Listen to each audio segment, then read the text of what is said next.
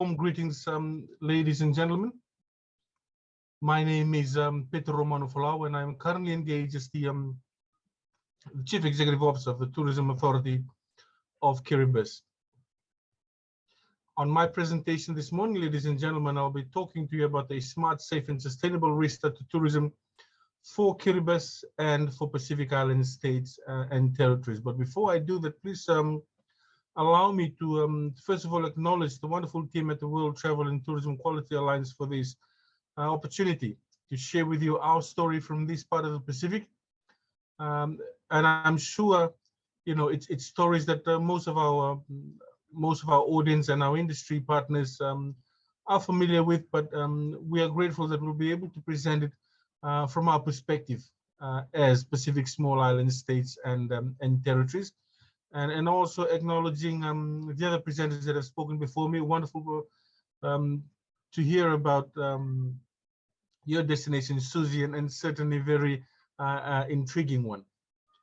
But ladies and gentlemen, this morning I am presenting to you from the Republic of Kiribati.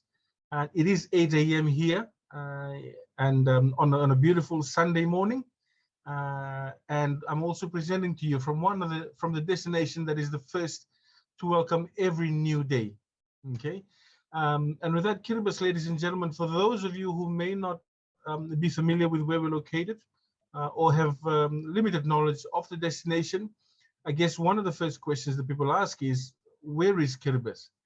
One of the best references that we make in terms of identifying Kiribati on the world map is simply look at the map of the Pacific and try to locate where the international date line meets the equator. Where these two lines cross and that's where Kiribati is. And the fact that Kiribati is located where the international date line and the equator cross makes us the only destination in the world to be located on all four hemispheres.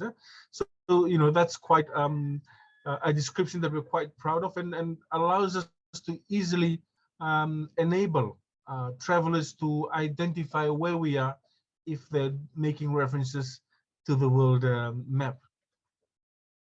As a destination, ladies and gentlemen, we are, of course, an island destination. Kiribati is a country of 32 low-lying atolls and one raised island that is spread over a total area of 3.5 square kilometers. So it's quite a large destination, but within that 3.5 square kilometers is, of course, our 32 islands, low-lying islands, and one raised island, which only make up a total of 811 square kilometers in land size. So we're pretty much an ocean destination in a lot of ways. And we are a niche-driven destination. Christmas Island, which is on our far east, 3 hours flight from Honolulu, is a world-class saltwater fly fishing destination. And there on the screen are some of the fishing flats out in Christmas Island. So just to give you an idea of what our islands look like, both from the air as well as from the sea. But Kiribati, ladies and gentlemen, can often be mistaken as as a destination where time is literally stood still.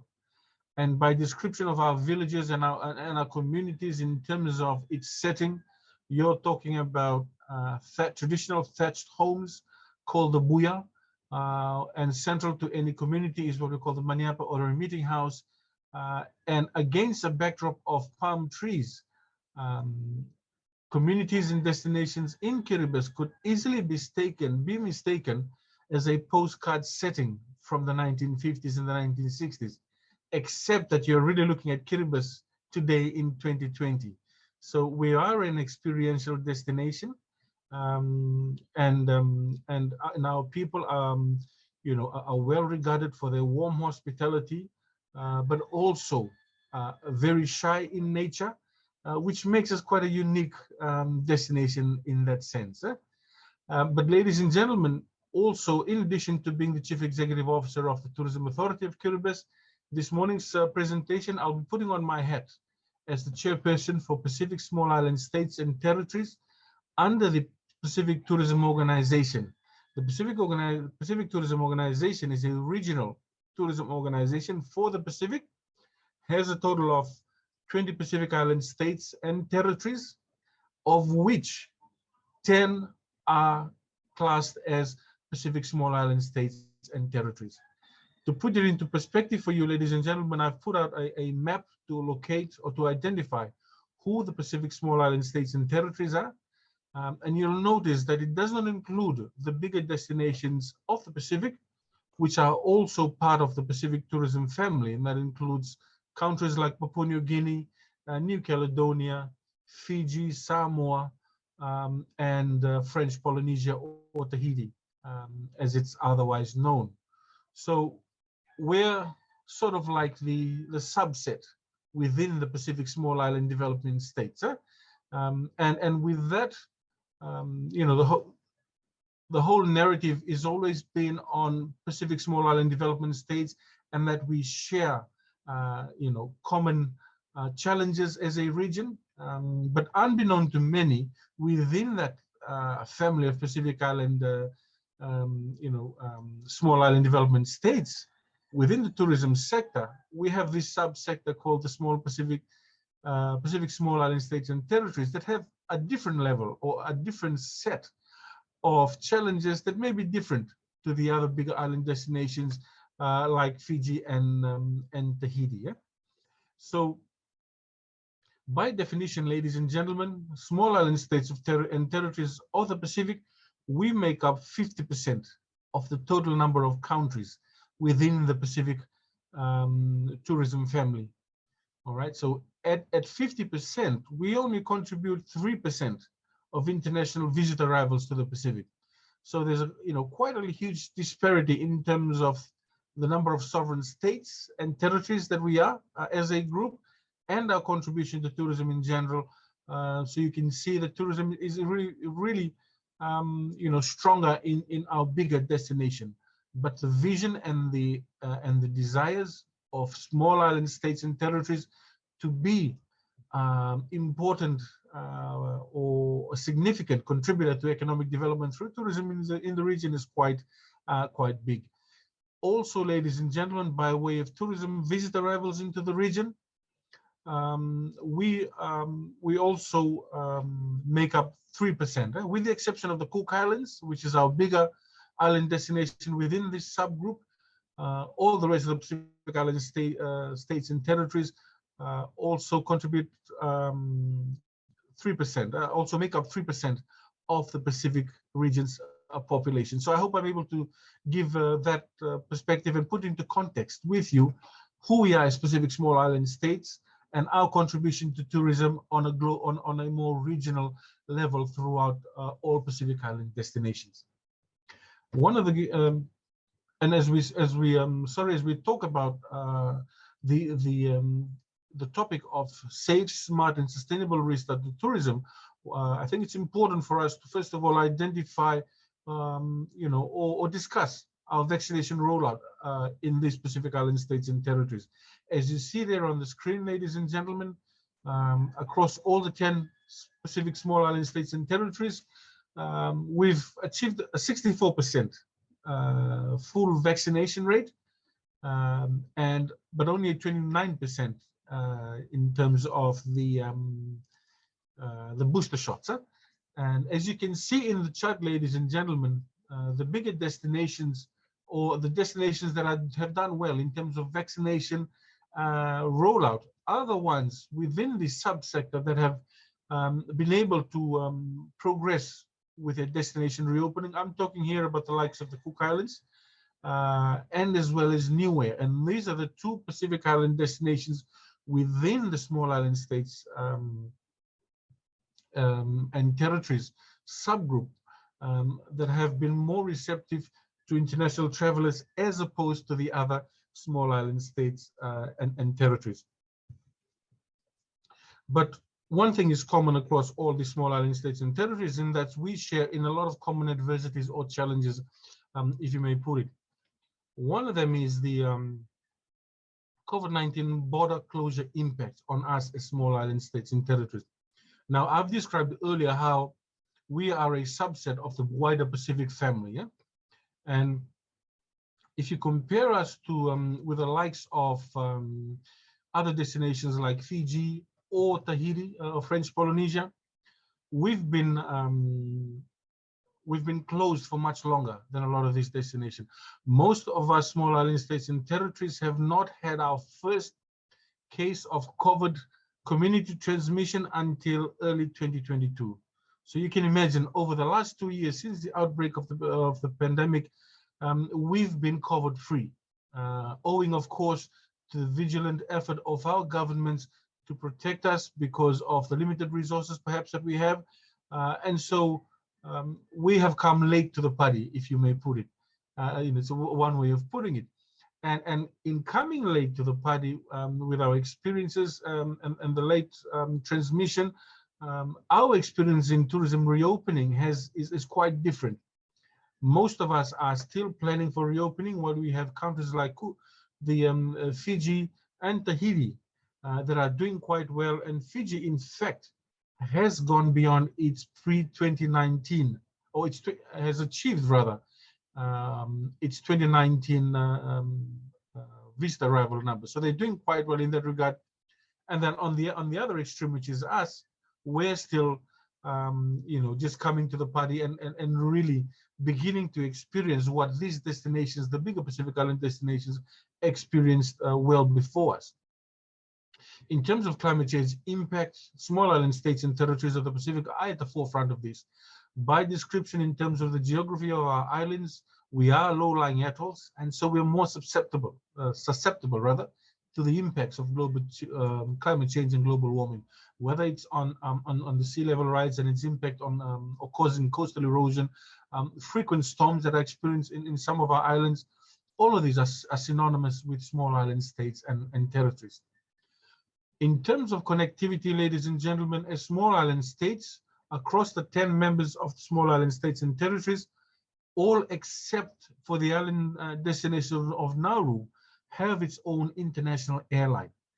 What that means, ladies and gentlemen, that the rest of us are at the mercy of regional carriers or international carriers to be able to connect us to the global market.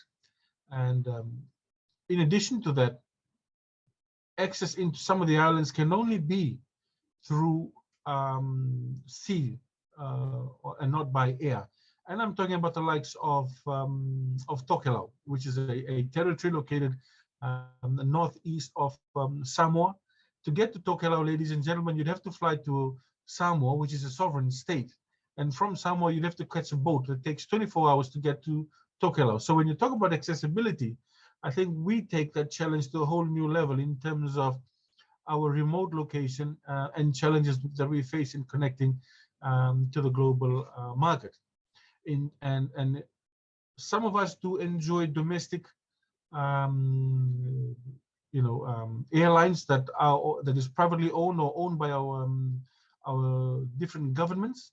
But when you're talking about a destination like Kiribati that's operating a domestic airline to service 33 islands spread over 3.5 square kilometers of national boundary, you can imagine the challenge that we have as a small island state operating an island in very volatile conditions, not only economically but geographically as well. So we see that as a unique challenge to us, and I suppose for someone that's sitting outside of the Pacific, these are some of the things that many may probably not think of too much, but for us, as they say, the struggle is real when it comes to these sorts of challenges.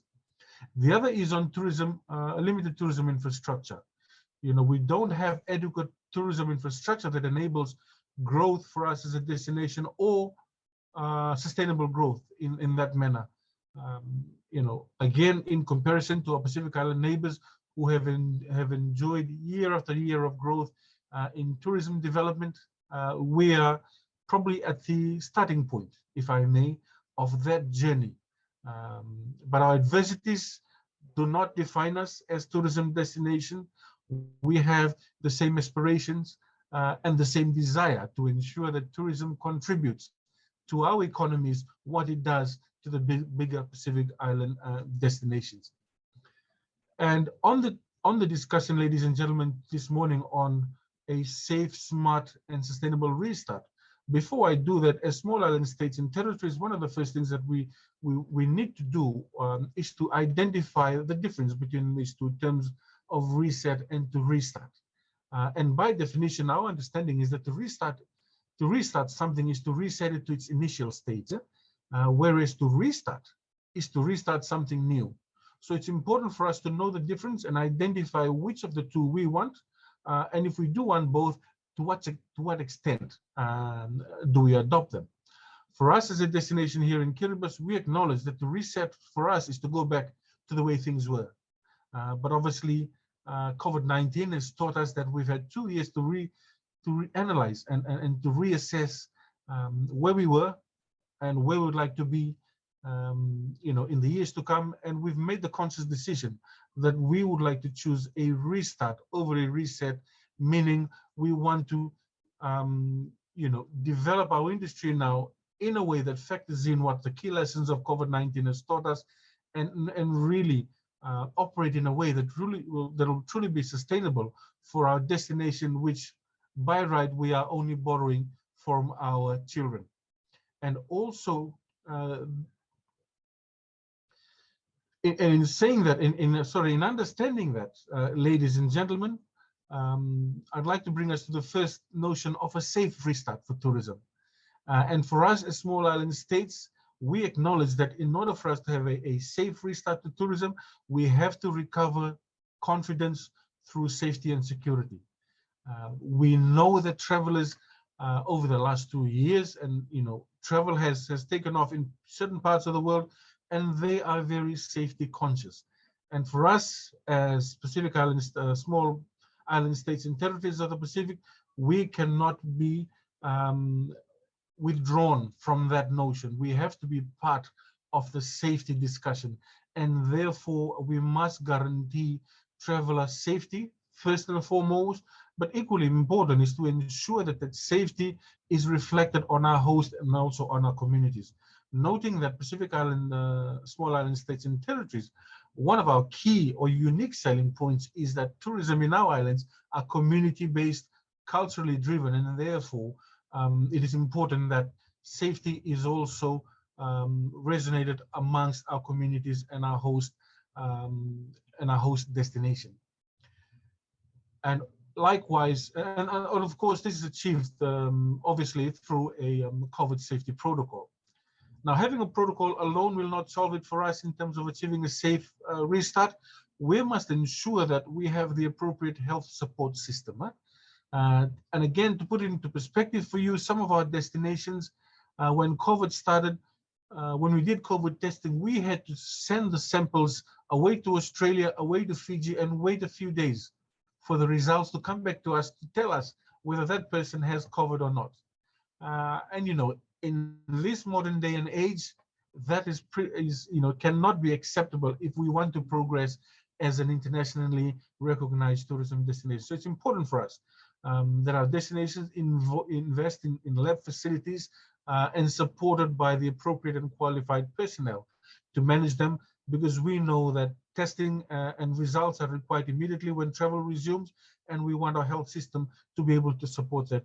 And I'm happy to share that a lot of our small island states have received adequate support in that, and Kiribati, I can attest to the fact that we've got a state-of-the-art lab test facility to do just that. But this is important for us all across our small island states and territories. And as I'd mentioned earlier as well, the host community participation. Pacific Island communities, operate in a way where we live for the moment. Okay, and with COVID-19 being part of the picture now, we have to ensure that COVID-19 safety not only is emphasized within the tourism service providers, but also our communities buy into that to ensure that and realize what their role is in terms of destination development and progress in tourism, and understand that they do have an equally important role to play in restarting tourism safely for our vulnerable destination. Smart restart to tourism. The obvious one for us is technology. Okay, we must embrace technology and ensure that we are innovative, and we innovate in a way that improves the experiences of our customers, not only with products on the ground, but the tourism experience or the destination experience for us begins when the person leaves their home destination to travel to us. We must ensure that our communication is precise and clear, and this is and a good way of achieving this is through the embracing of technology that is available to us globally. And in saying that, ladies and gentlemen, the other aspect of a smart restart for us is understanding that digital marketing is a smart approach for us. Pacific Island, small island states and territories do not enjoy the budgets that our neighbors like Fiji, Tahiti, and Vanuatu have, who enjoy airtime in advertisement spaces in source markets like Australia, New Zealand, North America, and even in China. As Pacific small island states, we operate on a very low budget. And for us to be able to restart tourism, we need to be smart about how we stretch our limited budget. And digital is one of the best ways to go. And so as small island states, it is important for us to embrace that and really weave that in to our restart strategies. No man is an island, as they say, ladies and gentlemen. And so for us, again, partnership and support is very important. And we understand that tourism cuts across all sectors within the economy. So as small island states that are focused on restarting tourism better than it was before COVID-19, we must acknowledge the contribution of other sectors within the economy and as well as external partners. And the last one I'd like to share, but certainly not the least, ladies and gentlemen, is tourism SME support. A lot of, if not all of our small island states and territories, our tourism industry is defined, our operators are, most of, I could say 90 or 100% of them are really small to medium enterprises. Either it's family owned or private investors that have used up their life savings to develop tourism product initiatives. And they are the ones who will need support. They are the ones who lack the experience of a post-COVID-19 business environment, and we need to support them as the National Tourism Office or as an arm of government to extend that support to these tourism SMEs, that they be able to come out of COVID-19 having a very smart approach to the way they manage their business and be able to, as much as possible, compete effectively in this very brutal global market. And on sustainable restart tourism, ladies and gentlemen, for Pacific small island states and territories, I personally see this as the only way out of it. COVID-19 has taught us a lot of things. It's allowed us to sit back and reassess the way we've been doing business, reassess what our values have been, and how that has matched against the way we've carried ourselves as operators or as National Tourism Office. And we must embrace sustainability as the way forward for us as small island states and territories. As we know, we've only got one home, and we need to ensure that tourism is an enabler of sustainability for us as vulnerable small island states and territories. And therefore, ladies and gentlemen, one of the key recommendations is for us to be intentional on restarting sustainably, okay? And having resilience and adaptation as top of mind. This has to be reflected in our national policies and regulations, and it has to be driven by the powers that be, whether it's government, whether it's organizations that are responsible for sustainable development. We have to be aligned to those goals to ensure that our businesses operate in a way that contributes to the longevity of our industries, and ensure that there is a destination for our children to enjoy in the future. Resilience, as I mentioned, ladies and gentlemen, this must be not only the responsibility of government, but as private businesses and entities, it has to be part of their strategy. They have to mitigate against the impact of climate change, and tourism is one of the best industries that works hard to ensure that We do mitigate against the impacts of climate change for, as I mentioned, for the sustainability of our destination, and also in managing the external shocks such as COVID-19, and ensuring that we're not too badly affected, particularly in this vulnerable global tourism industry. It's also important for us, ladies and gentlemen, as small island states and territories, to know our potential investors. Investors that are looking for sustainable investment, and these are the ones that we must attract into our destinations. But we know that these sort of investors will only be drawn to destinations that publicly commit to sustainability. And I'm pleased to share that within the small island states and territories, notable destinations that have subscribed to the notion of sustainable tourism development for the future includes Cook Islands, Kiribati, the country of Tuvalu, Niue, Nauru, the Marshall Islands, and as well as the Federated States of Micronesia. And lastly, ladies and gentlemen, is for us to restart more sustainably means that we must look at nature-based. We must look at nature-based option in terms of mitigating the impacts of climate change. And I'm talking about the simple things that we do traditionally, okay, that have been practiced by our ancestors, but have sort of gotten lost over time. That we must bring those traditional practices back.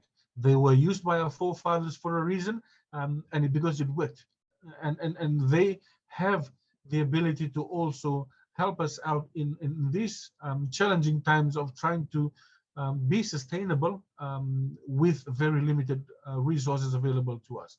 Coral planting, mangrove planting, even clam farms.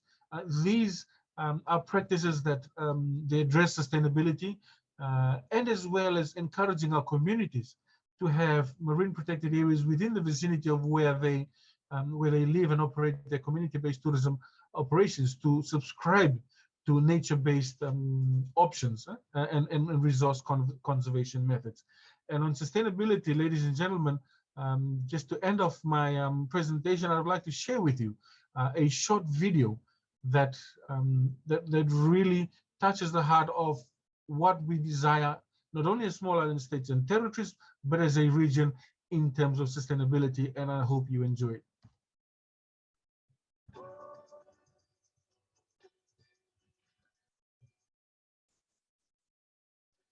Pacific is home to around 12.5 million people spread across a unique and diverse region made up of hundreds of islands.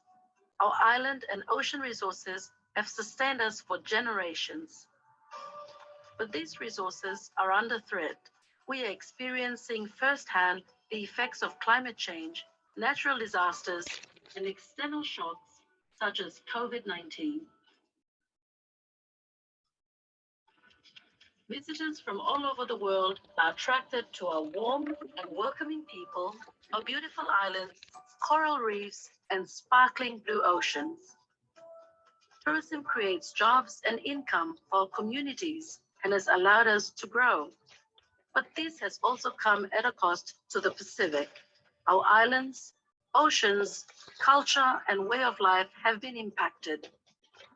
The swift and destructive effect of the COVID-19 pandemic on tourism globally has severely compounded our vulnerability as a region. One silver lining to the COVID-19 crisis has been the breathing space it created. It allowed us to reflect on the past and take this once-in-a-generation opportunity to reimagine tourism place in our Pacific home. We see tourism as the vaka, the vessel we use to navigate towards greater sustainability and resilience of our people, our islands, and our ocean. During 2021, the Pacific Tourism Organization have brought together government, industry, and community leaders from 20 Pacific nations to talk about how we can create a better type of tourism. We unanimously agreed that by 2030, we want to be empowered by and benefiting from tourism that is resilient, prosperous, and inclusive. we want tourism to improve the well-being of our communities and protect, restore, and promote our cultures, islands, and ocean ecosystems. To guide us, we developed the Pacific Sustainable Tourism Policy Framework. It focuses on recovery planning and achieving sustainable and equitable growth through advancing sustainable tourism partnerships and region-wide collaboration, legislation and policies that guide sustainable growth and prioritize green investments, creating high-quality, authentic experiences for visitors that reflect each country's uniqueness, protecting our islands and oceans, and ensuring our cultures remain strong, empowering our communities to benefit from tourism, building resilience to climate change, and transitioning to a low-emission, resource-efficient sector. Securing a sustainable future for tourism in the Pacific requires leadership and commitment from governments, industry, community, and our development partners. By adopting the Sustainable Tourism Policy Framework, we are asking you to commit to making tourism a force for good in the Pacific. Let's lead the tourism sector in our communities on a path to sustainable recovery by 2030. We must embark on this journey together and develop a tourism sector that is conducive to positive change and create a better future for the Pacific, for our children's children, and the generations to come. Their future is in our hands.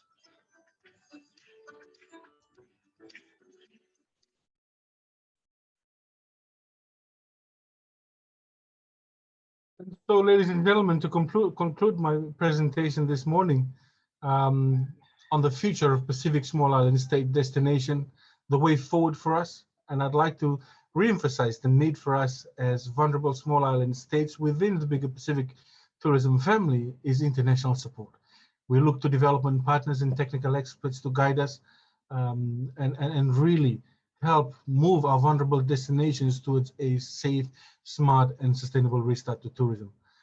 We also recognize that the way forward for us is market awareness, and we're looking to our traditional destinations, rather our traditional source markets, to understand our position and know that we do share the same aspirations as any other destination in the world, however limited we may be in resources, in accessibility, but we have the same vision and one that is shared amongst all tourism destinations, and that we too would like tourism to be an important contributor to economic development in our various countries and territories.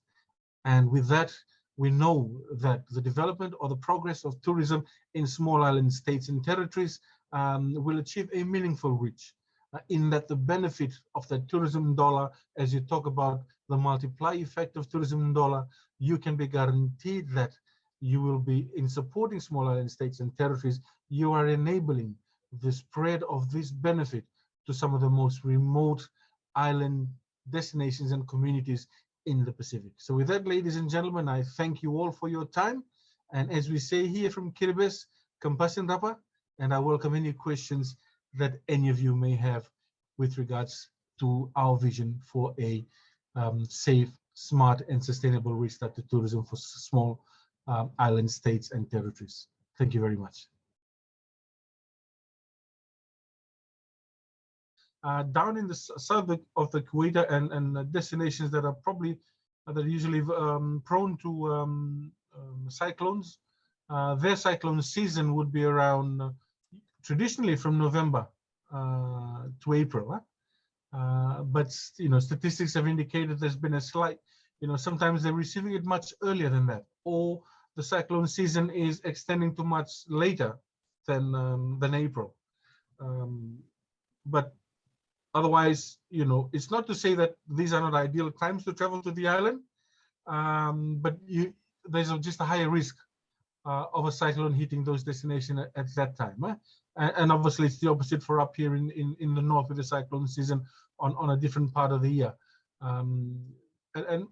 But otherwise, we'd like to say that the Pacific in general is an all-year-round destination.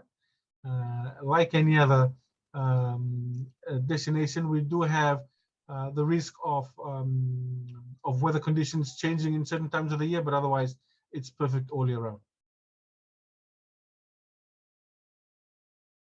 Well, for us, we would not want to direct an investor in the way that they invest, but in terms of encouraging them to consider the Pacific, we'd like to present the Pacific as an untapped opportunity, when not a lot of focus has been put into it, but we know as islanders and knowing the destinations that we have, there's huge potential here in terms of the development that that can enhance tourism in the region, but also give an equitable return to potential investors.